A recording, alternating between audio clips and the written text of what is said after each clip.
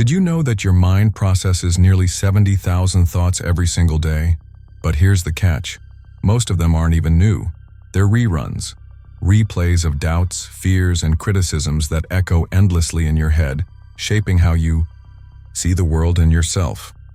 Here's a thought. What if the voice you hear most often, the one whispering that you're not good enough or predicting the worst, isn't really your voice at all? Think about it. From the moment you open your eyes in the morning, this relentless internal chatter takes over. It tells you what to expect from the day, what could go wrong, and what you'll likely fail at. It's so persistent, so convincing, that you rarely stop to question it. But have you ever wondered, who gave that voice its power? Here's the surprising truth. That inner critic isn't you. It's a collection of old stories, fragments of your past, things you were told growing, fears you've picked up along the way, and yet it shapes your decisions, your relationships, your entire life as though it's the ultimate authority. But what if it doesn't have to be this way? What if you could take a step back, listen to that voice and say, "Thanks for your input, but I'm choosing a different path." Imagine what it would feel like to stop living at the mercy of a narrative that's not even your own. In this journey, we're going to unravel the mystery of that inner voice, break down why it feels so powerful, and most importantly, show you how to reclaim your mental space. By the end, you'll not only understand how this voice works, but also how to quiet it, how to stop letting it dictate your choices, and how to finally hear the calm, steady wisdom beneath the noise. The question isn't whether that voice exists. We all have it. The real question is, are you ready to take control and rewrite the script? Let's dive in. Our thoughts often feel like an unstoppable current, carrying us from one worry to the next as if we have no control over their flow. But to truly understand why our minds work this way, we need to take a step back in time, back to the roots of our mental patterns, shaped not only by personal experiences but by the evolution of human survival itself. Imagine living tens of thousands of years ago, where danger lurked around every corner. A sudden rustle in the bushes could mean a predator, and survival often depended on anticipating threats before they became reality. This primal need to predict and prepare hardwired our brains to prioritize negative possibilities. It's why, even today, your mind is more likely to dwell on what might go wrong rather than on what could go right. Now, fast forward to the world we live in today. Physical threats like predators are long gone, replaced instead by social pressures, career demands, and a constant stream of information. Yet our brains haven't caught up to this new reality. That survival instinct, the one that kept our ancestors alive, now operates in overdrive, feeding us a steady diet of worst-case scenarios and self-criticism. It's like a fire alarm that goes off not just for real emergencies, but for every little spark. But the real turning point happens in childhood. As children, our minds are like sponges, absorbing everything around us. The things we hear, whether it's praise or criticism, leave lasting impressions. A parent's offhand remark, a teacher's harsh critique, or a peer's hurtful comment can plant seeds of doubt that grow into the loud, persistent inner voice we carry into adulthood. It's this voice that tells you, you'll never be good enough, or you'll fail if you try. And because these thoughts have been with us for so long, we don't question them. We accept them as truth. Here's where the science gets even more fascinating. Studies in neuroscience reveal that the brain is constantly rewiring itself based on the thoughts and beliefs we focus on. When we repeatedly entertain self-critical thoughts, we strengthen those neural pathways, making them the default. Over time, this mental chatter becomes so automatic that it feels like an intrinsic part of who we are. Yet, this isn't the whole story. While our minds may have evolved to fixate on threats and failures, they're also capable of incredible transformation. The same neuroplasticity that reinforces negative patterns can be harnessed to build new, positive ones. But the first step is recognizing that the voice in your head, the one that seems so powerful, isn't you. It's a program, an echo of past experiences and fears replaying on a loop. Consider this. How often does that voice predict disasters that never happen? Think back to a time when you were certain something would go wrong, a meeting, a relationship, a decision, and yet it turned out just fine. That voice thrives on fear, not reality. It keeps us trapped in a cycle of worry about things that might never occur, draining energy that could be used for growth, creativity, or simply enjoying the present moment. The concept of mental chatter also ties into how we experience time. Have you ever noticed how much of your day is spent either replaying the past or worrying about the future? This habit keeps us disconnected from the only moment that truly exists, the present. As the famous author Eckhart Tolle once said, "Realize deeply that the present moment is all you ever have." And yet our inner voice ensures that the present often slips away unnoticed, buried under layers of regret and anticipation. This isn't just a philosophical problem, it's an energetic one. The constant noise in our minds depletes us, much like leaving all the apps on your phone running at once. It drains your battery, leaving you exhausted, irritable, and unable to focus. But here's the good news. Just as you can close those apps and conserve your phone's energy, you can learn to manage your thoughts and reclaim your mental clarity. The shift begins with a simple but profound realization. Thoughts are not facts. Just because a thought crosses your mind doesn't mean it's true or even worth your attention. By practicing the art of noticing your thoughts without attaching to them, you create space between yourself and the noise. In that space, you'll discover a quieter, wiser voice, one that reflects your true self, not the fears and doubts you've inherited. This understanding isn't about silencing your mind entirely or fighting with your inner critic. It's about learning to coexist with it, seeing it for what it is, a relic of your past, not a dictator of your present or future. Once you start to question the stories it tells, you begin to rewrite them. And that's where the real transformation happens. Not in erasing the voice, but in choosing not to believe everything it says. The inner critic may be loud, but it's not invincible. The power it holds over you depends entirely on your belief in its words. By breaking that belief, you take the first step toward a freer, more present, and more authentic life. To truly understand the power of our inner voice and how it influences every aspect of our lives, we need to explore the core concepts that govern this mental landscape. The first key idea is the notion that our thoughts are not absolute truths, but rather fleeting constructs shaped by experience, conditioning, and perception. This distinction is crucial because it reveals that what we often treat as definitive, our self-doubt, fears, or negative assumptions, is simply a reflection of past programming, not an undeniable reality. Imagine a movie projector. The light passes through a film reel, casting images onto a screen.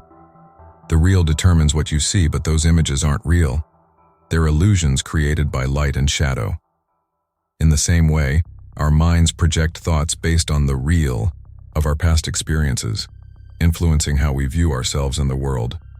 However, just as you can switch a film reel, you can also change the narrative your mind presents.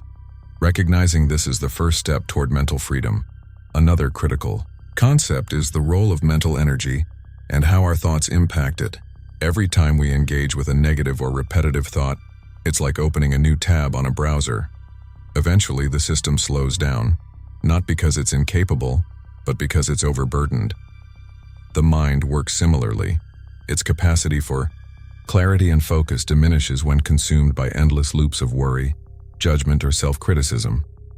By learning to let go of thoughts that don't serve us, we conserve mental energy and make space for creativity, problem-solving, and genuine presence. But how do we do this? The practice begins with awareness, often referred to as mindfulness. This doesn't mean silencing the mind or forcing it into stillness.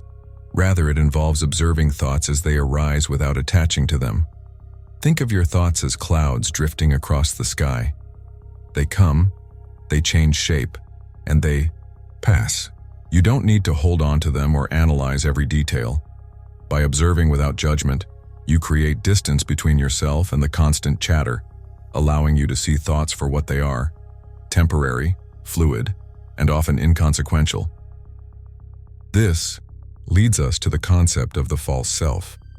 Over time, we construct an identity based on external influences: what others expect of us, societal norms, or roles we believe we need to play. These layers form a protective shell that we mistake for our true self. For instance, someone who constantly seeks approval may have developed this pattern as a way to feel valued in childhood. While it might have served them at the time, it becomes restrictive in adulthood, limiting their ability to act authentically. The false self isn't inherently harmful. It's a survival mechanism after all. But when we live solely through this construct, we lose touch with our core. Our decisions, relationships, and even our sense of purpose become dictated by fears of rejection or failure, rather than genuine desires. Recognizing the false self allows us to step back and ask, is this truly me?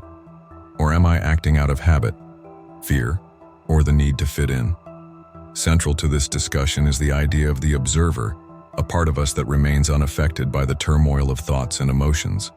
It's the quiet, steady awareness that notices what's happening without becoming entangled. Imagine standing on a bridge, watching a river flow beneath you. The water might rush, swirl, or even carry debris, but you remain on the bridge, simply observing. The observer is that bridge. It allows you to see your thoughts and emotions without being swept away by them. By cultivating this observational perspective, we gain the power to pause before reacting. When anger flares, instead of immediately lashing out, the observer allows us to notice the emotion, understand its source, and choose a response that aligns with our values. This is where real change begins, not by suppressing emotions or thoughts, but by shifting our relationship with them.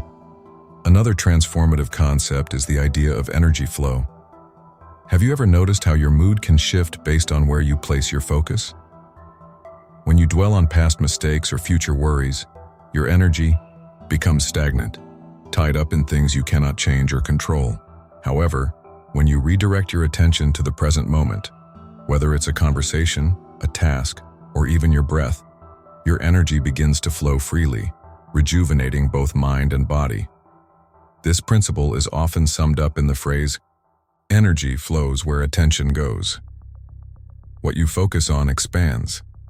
If you constantly feed the narrative of self-doubt, it grows stronger. But if you start to nurture thoughts of possibility, gratitude, and purpose, those aspects of your life begin to flourish. Understanding these concepts isn't just about intellectual insight, it's about practical application. Each one offers a tool to help dismantle the grip of the inner critic and reconnect with the essence of who we are. By seeing thoughts as passing clouds, uncovering the false self, anchoring ourselves in the observer, and aligning our energy with our intentions, we begin to reclaim control over our inner world. This isn't a quick fix or a one-time effort. It's a journey, a gradual process of unlearning old patterns and embracing new possibilities. But with each step, the noise quiets, the doubts fade, and the path forward becomes clearer. The inner voice may always be present, but it no longer has to define you. Instead, it becomes a background hum while you take center stage, living from a place of clarity, purpose, and freedom. This journey requires patience and persistence. There will be times when old patterns resurface or when new challenges arise that trigger familiar fears. But each time you practice awareness, self-compassion, and presence, you strengthen your ability to navigate these moments with grace and resilience. The stories we tell ourselves shape our lives, but they are not set in stone. By questioning their validity, embracing kindness toward ourselves, and staying anchored in the present, we can begin to write new narratives. Ones that reflect not our fears, but our potential, not our doubts, but our truth. And in doing so, we unlock a sense of freedom that no false story can ever take away. To move closer to true inner freedom, it's essential to confront one of the most persistent challenges in our mental landscape: the false stories that our minds repeatedly tell us. These narratives, often born from fear and shaped by past experiences, have a way of embedding themselves so deeply into our thinking that they feel like undeniable truths. But when examined closely, they reveal their fragile foundations. Understanding how to untangle ourselves from these stories is a pivotal step in reclaiming our mental clarity and emotional peace. Consider for a moment the stories your mind tells you daily. Perhaps it's the assumption that others are constantly judging you, or the belief that you're destined to fail before you even try. These thoughts are not new. They're like old recordings on a loop, playing the same limiting messages over and over. The reason they feel so real is not because they are true, but because they've been repeated so often that they've become familiar. Our brains are naturally inclined toward patterns. From a young age, we learn to make sense of the world by creating connections and assigning meaning to events. When something negative happens, a rejection, a failure, or a harsh criticism, it can leave an emotional imprint. Over time, these imprints solidify into beliefs about ourselves and the world around us. You might find yourself thinking, "I'm not good at this," or "people will never take me seriously," without ever questioning where these ideas came from or whether they still hold any relevance. But here's the truth. Most of these stories are based on outdated information. They were formed in moments when we lacked the tools to fully understand what was happening. A single comment from a teacher or an embarrassing childhood memory might have been enough to plant the seed of self-doubt. And yet, years later, we continue to act as though those moments define who we are. The process of dismantling these false stories begins with awareness. It requires us to pause and notice when a thought feels automatic or unquestioned. For example, if you catch yourself thinking, "I always mess things up," ask yourself, "Always? Is that really true?" Often you'll find that these sweeping statements crumble under scrutiny. They're not reflections of reality, but exaggerations fueled by fear or habit. Another key aspect of breaking free from these mental traps is learning to separate facts from interpretations. Let's say you've received constructive criticism at work. The fact is that feedback was given. The interpretation might be, "I'm terrible at my job," or "I'll never succeed." By distinguishing between what actually happened and the story you've attached to it, you can begin to see situations with greater clarity and less emotional weight. This brings us to the role of self-compassion in navigating these inner challenges. Many of us are our own harshest critics, quick to berate ourselves for perceived failures or shortcomings. But what if, instead of judging ourselves, we approach these moments with the same kindness we would offer a close friend? Self-compassion isn't about excusing mistakes or ignoring areas for improvement. It's about recognizing that imperfection is a shared human experience and treating ourselves with patience and understanding. When we shift from self-judgment to self-compassion, we create a space where growth becomes possible. Instead of being paralyzed by the fear of making mistakes, we can approach challenges with curiosity and a willingness to learn. This change in perspective not only reduces the power of negative stories, but also opens the door to new possibilities. The important element in this journey is the practice of being present. False narratives thrive on either dragging us into the past or pushing us toward an uncertain future. They replay old regrets or project fears onto what's yet to come, keeping us trapped in a cycle of worry and dissatisfaction. The present moment, however, offers a refuge from these mental loops. By grounding ourselves in the here and now, we can interrupt the flow of negative thinking. Simple practices like focusing on your breath, noticing the sensations in your body, or observing the sights and sounds around you can anchor you in the present. These moments of presence may seem small, but they have a profound cumulative effect. Each time you choose to return to the now, you weaken the grip of the past and future on your mind. Finally, it's crucial to remember that the process of rewriting these mental scripts is not about erasing all negative thoughts or achieving a state of perpetual positivity. It's about cultivating a new relationship with your mind, one where you can see thoughts for what they are, choose which ones to engage with, and let the rest pass by. In the quiet moments when the world slows down and the hum of daily life fades, there's a voice within you waiting to be heard. Not the chatter of doubt or the echo of fear, but a calm, steady whisper, the truth of who you are. This voice isn't loud, nor does it demand attention. It doesn't argue or judge. Instead, it reminds you of a simple yet profound reality. You are more than your thoughts, more than your fears, more than the stories you've told yourself.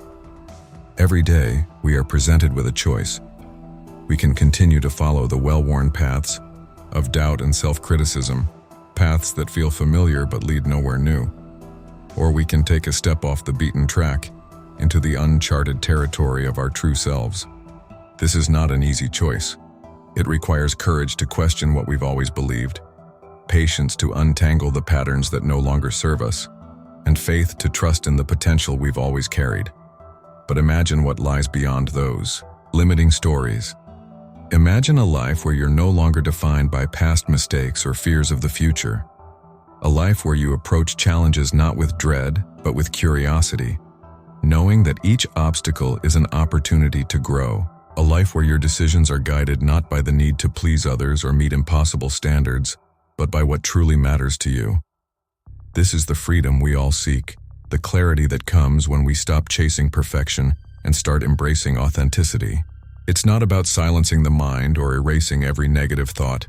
It's about learning to see those thoughts for what they are, fleeting, impermanent, and ultimately powerless, unless we choose to give them weight. As you reflect on everything we've explored, let this thought linger. The mind is not your enemy. It's a tool, one that can either confine you with its stories or set you free with its potential. The difference lies in how you choose to engage with it. By noticing your thoughts without judgment, by questioning their validity, and by grounding yourself in the present, you take the first steps toward a life of greater peace and purpose. Remember, this journey is not a destination. It's a practice, a series of small, deliberate choices that, over time, create a profound transformation.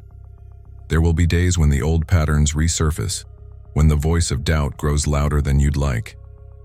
But each time you pause, breathe, and reconnect with your true self, you weaken its hold. And each time you choose presence over worry, compassion over criticism, and authenticity over fear, you strengthen the foundation of a life rooted in freedom. So, as you step back into the rhythm of your day, carry this awareness with you. Let it remind you that you have the power to rewrite the stories that no longer serve you. Let it encourage you to meet yourself with the same kindness you would offer a dear friend. And let it inspire you to trust in the wisdom that lies beneath the noise, the wisdom that has always been there, quietly waiting for you to listen. The journey to reclaim your mind and rediscover your authentic self is not one you take alone. Each step you take adds to the collective ripple of change, inspiring others to question, to reflect, and to grow. And in this shared pursuit of clarity and connection, we find not only ourselves but each other.